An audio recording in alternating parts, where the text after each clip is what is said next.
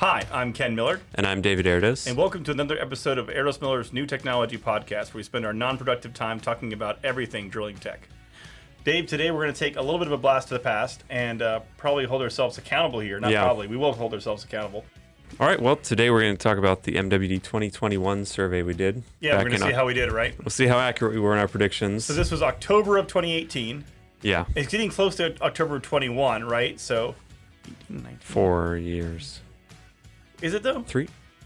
We're going to show we're like really bad at math, right? Yeah. So this was October of 18. So 18 to 19, 19 to 20. 3 years. 2021.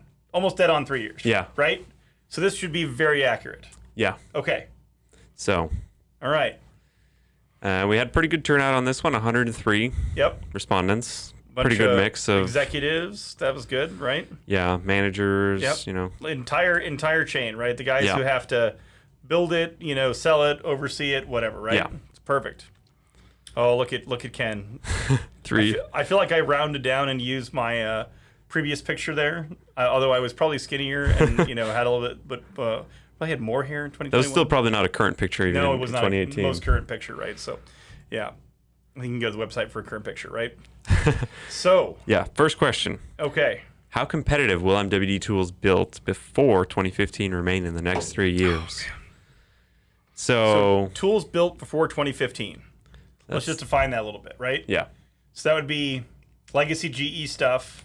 Yeah. Anything that has a TPS, right? Yep. Anything with an MPU, TPS, orientation module separately, right? Right. The pilot systems, Blue Star stuff. And XXT stuff, yeah, okay. Older Toltec. All right.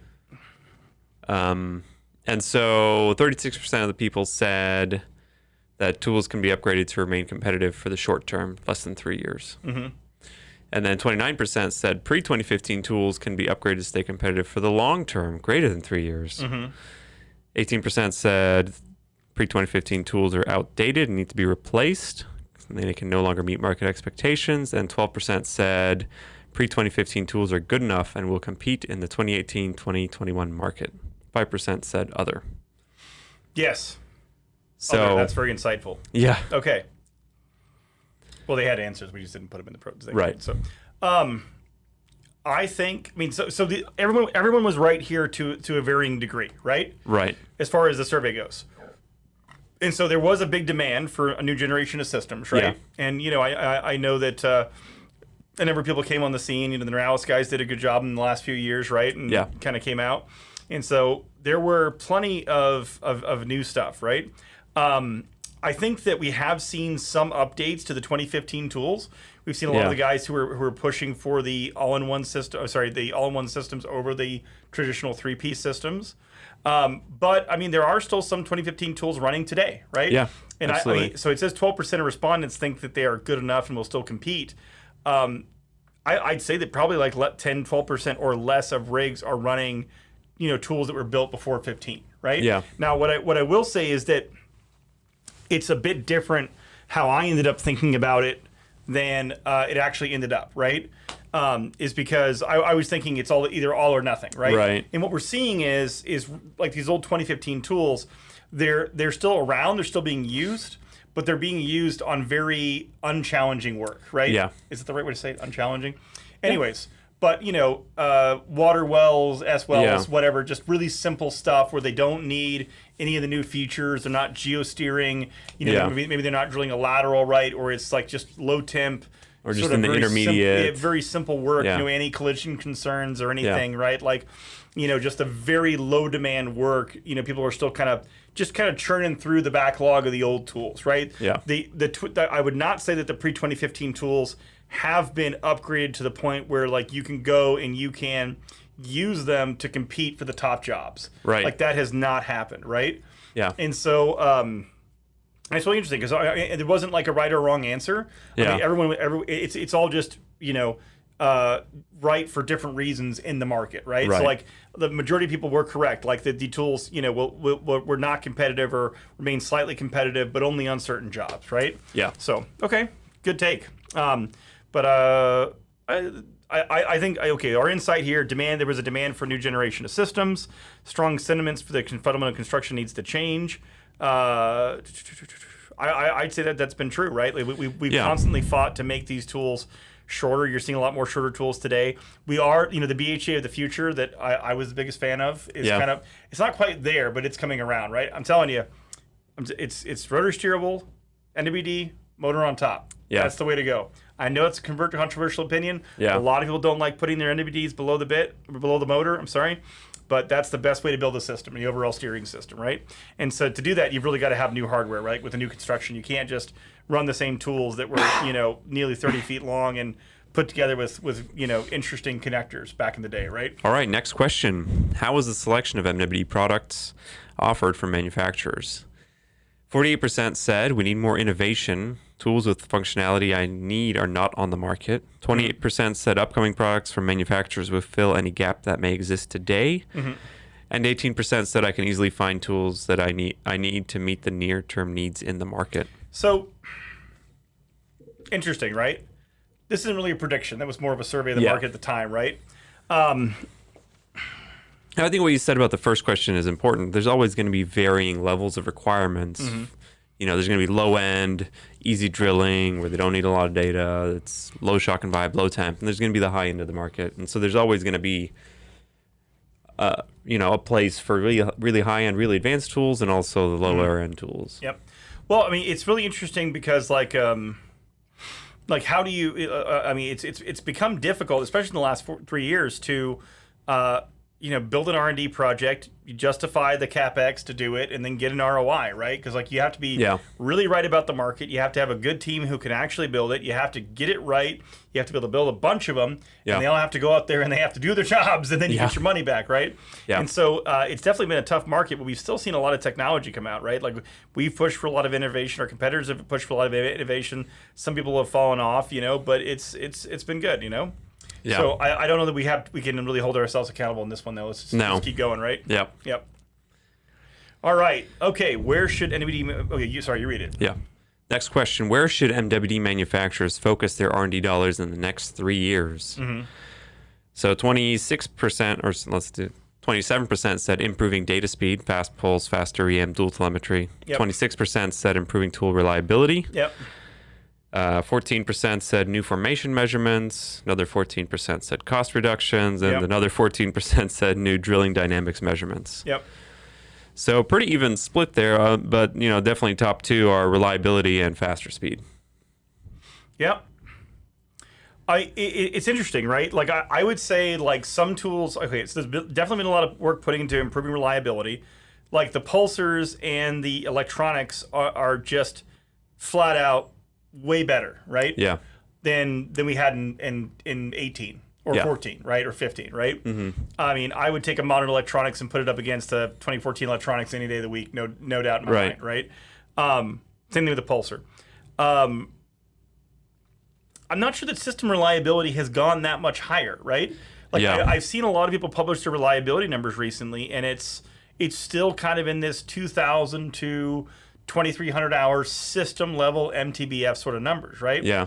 I think one thing that has made reliability a lot better is that I think people have finally realized that, hey man, if the MWD is seeing a lot of shock and vibe, I'm not doing a good job drilling. I should do a better job drilling, right? Yeah. I think that people have actually, reduced the amount of abuse they've been putting on the tools than 3 or 5 years ago. Right? Yeah, I've definitely seen shock and vibe logs from our tools come down over the years. Yeah. People are adding, better shock isolation. Yep. They're managing the drilling better. Yep. It's definitely improving. Yep.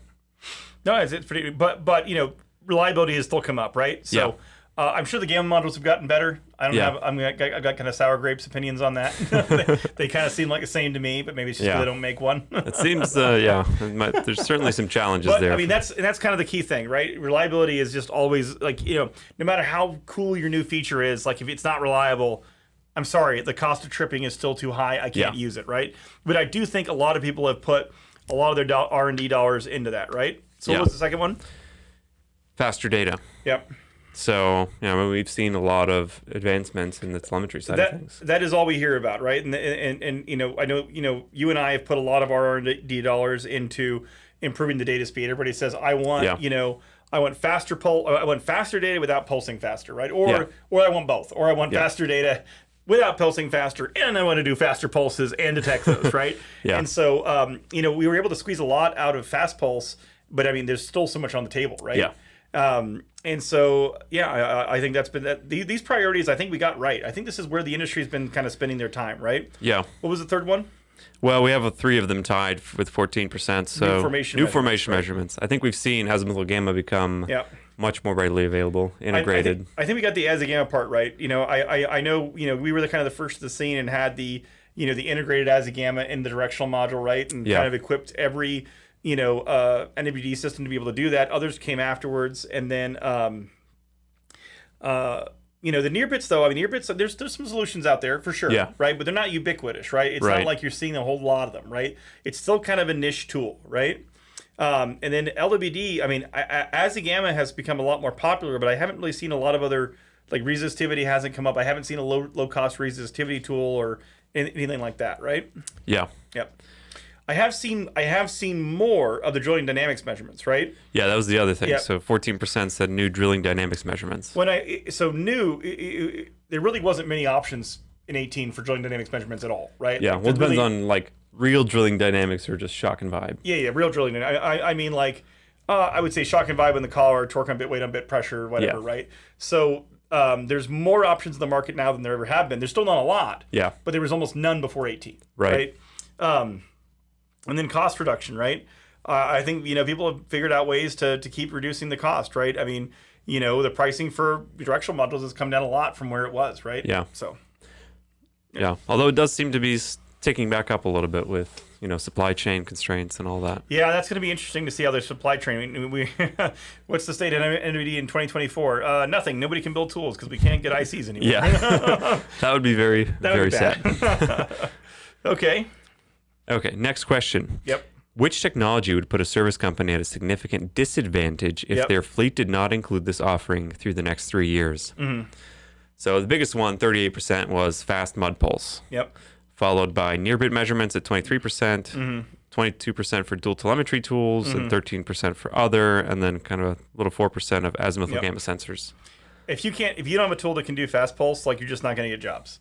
Like, there's a lot of work that you can still go out there and do. And when I say like a lot, maybe I say like 25% of the market, right? That you can attack if you have like old school pulse widths and kind of old school performance. But like, fast pulse is the name of the game. I mean, we are regularly drilling at 0.375, 0.25, pushing faster. I mean, in 2014, the idea of doing a 0.25 was insane, right? Like 0.8 was the fastest anybody could go, or that seemed fast, right? Yeah. And so, I'd say that one's right. I'm not sure that I agree so much with the near bit measurements or the dual telemetry stuff, right? Dual telemetry still has a lot of really interesting possibilities, but I'm not seeing a lot of people say, oh, you can't have this work if you don't have a near bit or you don't have a dual telemetry, right? Now, azigamma is a bit more like that, though. Azigamma, we're seeing a lot more people want azigamma. You need to have it as an option in your fleet. There's a lot of interesting stuff there as well, right? Yeah, I'd say I'd probably swap out near bit measurements with azigamma in this. I feel that way too, but hey, this is how people responded to the question, right? So we really got to do some sort of follow up here and see how people are feeling now. Yeah. Yeah. Okay. Next. Next question. There you go. How important will retrievability be? Yep. In the client's decision-making process when considering a service provider's offering? Mm-hmm. So the majority, 37%, said retrievability will still be important, but if a tool has other major benefits such as reliability or speed, they may trump retrievability. 25% said retrievability is no longer practical in the market due to lateral lengths, other tools in the string, and therefore unimportant. 18% said retrievability is nice to have, but will not be requisite in the next 3 years. And then 17% said MWD tools are expensive and retrievability will remain at the forefront of the client's mind. Yep. Look, there's my BHA of the future again, and my little insight. Yep. Yeah. I think once again, interestingly, all of these are right for different reasons. I think that the overwhelmingly retrievability is still an important thing to talk about, but if the tool has major benefits or if it's put into the BHA in such a way that it can't be retrieved, then it's not really a conversation anymore, Yeah. right? Now, every single client still asks about retrievability, right? Right. But then you take the retrievable tools and you put them below a motor or below a jar or below something else that has a restriction on the ID, and the benefit of it just goes away, right? Yeah. And so I think we got this one right. Yeah. You know, there are still a number of situations where you can retrieve, and it's nice to have that retrievability. But I mean, personally, if you can start sacrificing retrievability design in a system to start making the system overall more reliable, I would absolutely do so, right?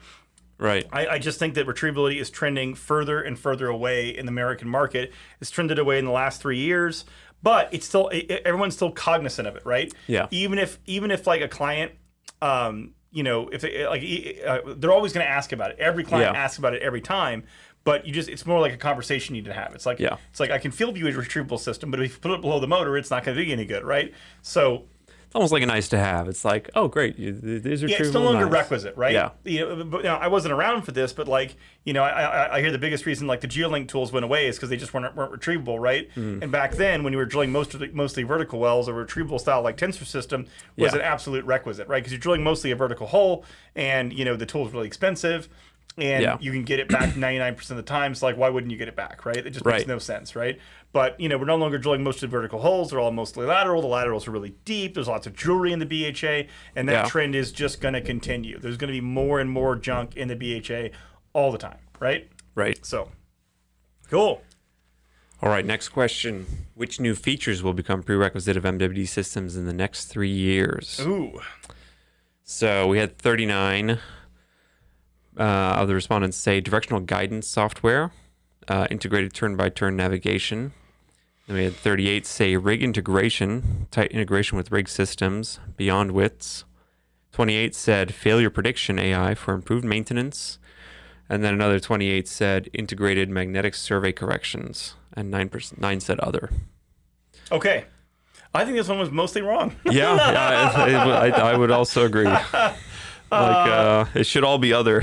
I don't think a lot of the directional, you know, and apologize to our friends that we've talked to with these companies. I don't think a lot of the directional guidance software is panned out. Yeah. I don't see it on many rigs. I see it being used every once in a while, but it's not a commonplace. Yeah. You don't go to every rig and you know what? There's a EDR, there's an MWD, and there's a drilling guidance software, right? Yeah. I mean, what I mean by drilling guidance is like, you know, Motive, Able, whatever, all the other guys who are competing with the software that actually tells you, okay, slide this much in this direction, whatever, you know. Right, this many feet. And to get back on plan, right? Yeah. I mean, that's been a big problem. That's kind of like self-driving for cars, right? Yeah. I'm not saying that it can't ultimately be done, but... It was wrong for 2021, but maybe for 2024. Correct. Exactly, right? So like by 2021, it's still a work in progress. Yeah. I would say absolutely, right? We're still using WITS. We are still using WITS. And we're still using WITS 0. Like, oh my God. I don't think it's ever going to go away. I don't know. That's just your skepticism talking at this point. I'm sure there's something Not ever, but it'll be around, I think. Maybe I'll just kick that goalpost out, right? Yeah. Just like a politician or something. Yeah. if it ain't broke, don't fix it. Failure prediction AI for improved maintenance. I've seen attempts at this. This is nowhere near commonplace. Right? It is still a lot to be done there. Big opportunity, right? Yeah. Now, integrated magnetic survey corrections, I would say, should have been the top one. Because magnetic survey corrections are run very often. Yeah. And we now have them very tightly coupled into the MWD system to where, you know, the MWD system is not doing it itself. Right. But we are working with providers, and we've done some really cool stuff, right? So we've done basically what I would call like a WIT 0 for the web, which is to use this really cool web technology called a REST API. And we've been able to connect the MWD system on the site running with the corrections provider's server in the cloud via a REST interface, right? And that allows us to real-time exchange the survey information while going forward, right? So interesting that one was like the least voted, and actually was the one that it became the most ubiquitous in the last 3 years, right? Now, not every rig has that, but like if you go to a rig today, you've got probably a 30 to 50% shot of seeing an MWD system directly talking to a correction provider's cloud. Right. Yeah. Yeah. Cool. I agree. All right, next question. What would the effect be if service companies gain the ability to continuously monitor mud quality during the job? This is still a really interesting sci-fi question, right? Yeah. There's all sorts of stuff about, keeping an eye on the mud, how viscous is it, what's the real weight, right? There's some really cool flow meters out there that can really do this, right? Yeah. And I think the idea is here is like, what if you like put a skid on the surface that could constantly measure the mud, right? Yeah. I've often joked that it's like, we're one of the, I guess we're not the only ones, but like we're one of the few guys that like are asked to transmit data across a transmission line, and we didn't design or own the transmission line. Like you think, wouldn't it be nice if, as the MWD guys, if we also owned the mud pumps and the mud, and we could like, build and service them to our specification, right? For actually tuning them for the transmission. What a fantasy that would be, right? But this hasn't come about, right? This is still a sci-fi science experiment waiting to happen, right? So, what would happen? This one's kind of there's no precedent, there's no market. You have to go create a market for it, right? So it could be really, really interesting. So if anybody's out there looking for something to do, this could be cool. Yeah, I mean, I would think you could gain a lot of insight from analyzing like the cuttings too. Yeah. But so into the respondents, 37% said the service company would have critical insight benefiting their maintenance program, providing more actionable data for customer relationships. 27% said there would be some negative impact. I don't really buy that. Yeah, I don't know how it would be negative. Monitoring something makes it worse. No, I don't think so. No. 24% said this data would be nice to have, but wouldn't provide much actionable insight or might not provide enough value to be worthwhile. Gotcha. I guess we just don't know because it hasn't been done. So can't say for sure. Yep. All right, next question. How do you feel about existing drilling dynamics measurements required by today's MWD systems? 35%, said these measurements are invaluable and I cannot imagine running a job without them. 31% said these measurements are somewhat helpful but in need of improvement to be truly useful. 24% said these measurements are not overly useful without the addition of drilling mechanics such as torque and weight on bit measurements. And 10% said other. So, I mean, the majority definitely thinks they're valuable. Yep. The most respondents, right? Yeah. I would say, we've probably gone from like 30% of the jobs running shock and vibe to probably like more like 60 or 70, right? Yeah. There's still a lot of guys who don't, right? But I mean, man, I couldn't personally put a tool in the hole without being able to monitor shock and vibe. I would just feel so, I don't know, anxious about what's going on down there, right? That's like, a tool pulsing telling you, like, you can see a tool pulsing away and it can be sending you good tool faces and good gamma, and there's no indication in there as to whether or not you're like babying the tool or beating the living crap out of it, right? Right. And so you've really got to monitor that, right? It's really become absolutely critical. And there's still like some debate about like, do I send G's or counts or G's RMS or whatever, right? But I think people have mostly established kind of what works for them and what works for their tools, and the tools are pretty configurable. But I would think that, a lot of people today, would feel much more strongly about that first category of these measurements are invaluable and I cannot imagine running without a job without them, right? Because that's how I feel, right? I didn't feel that way in 18. I feel that way today,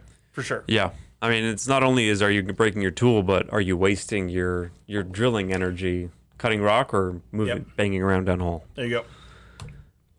Next question. How important will gyro surveys as opposed to magnetic be to the industry in the next 3 years? 37% said gyro surveys will become more important, but magnetics will still dominate. 24% said gyro measurements will be critical as we drill pads with wells closer together. 21% said gyro measurements are nice to have, but mostly limited to kickoff applications. And 11% said magnetic surveying is all we need, and gyros will not play a large role in industry in the next 3 years. Well, interesting. Yeah. A lot of ones that are right for different regions, right?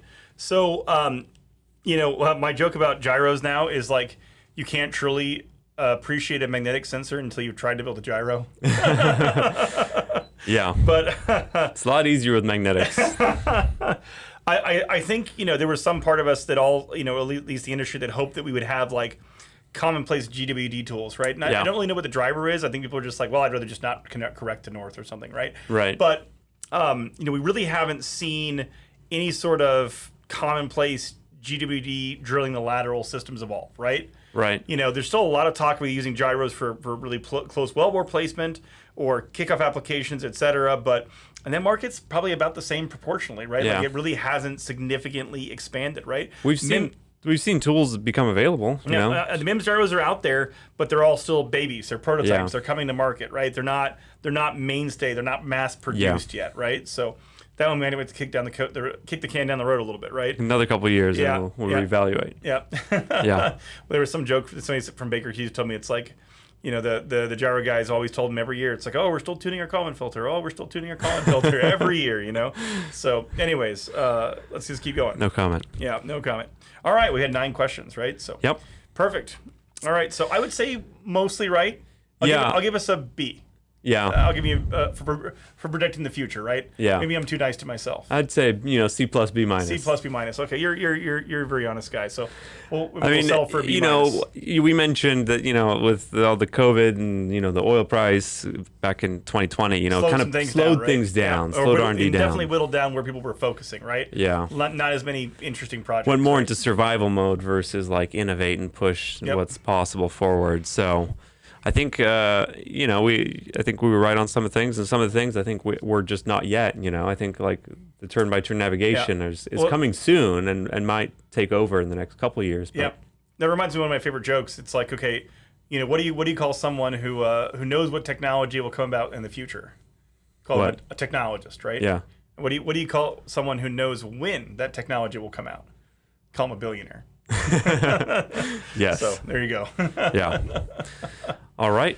Well, that's all the time we have for today. If you enjoy our podcast, please make sure to like and subscribe. I'm David Erdos. I'm Ken Miller. Thank you for joining.